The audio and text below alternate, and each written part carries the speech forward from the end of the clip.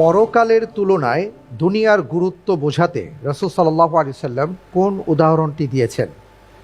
এ, আকাশে উড়ন্ত একটি পাখির পালক। বি, মরুভূমিতে হারিয়ে যাওয়া একটি মুদ্রা। সি, সমুদ্রে আঙুল ডুবিয়ে তুলে আনা পানির ফোঁটা। ডি, একটি শুকনো গাছের পাতা।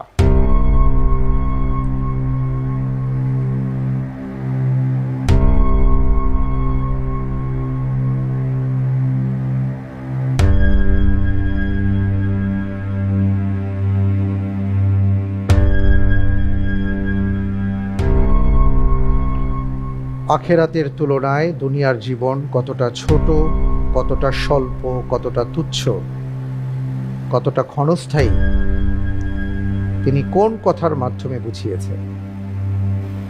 যতদূর মনে পড়ছে, রাসূল সাল্লাল্লাহু আলাইহি ওয়াসাল্লাম সমুদ্রে হাত ডুবিয়ে আঙ্গুলের মধ্যে যতটুকু পানি ওঠে এই উদাহরণটা দিয়ে বুঝিয়েছিলেন দুনিয়া আখিরাতের তুলনায় কতটা ক্ষণস্থায়ী।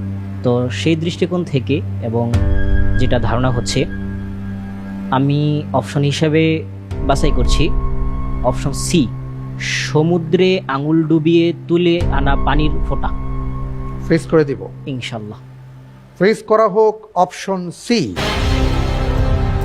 সমুদ্রে আঙুল ডুবিয়ে তুলে আনা পানির ফোঁটা। আপনি যে উত্তরটি দিয়েছেন, আপনার উত্তরটি সঠিক উত্তর। আলহামদুলিল্লাহ। রাসূল সাল্লাল্লাহু আলাইহি ওয়াসাল্লাম এই সম্পর্কে বলেছেন,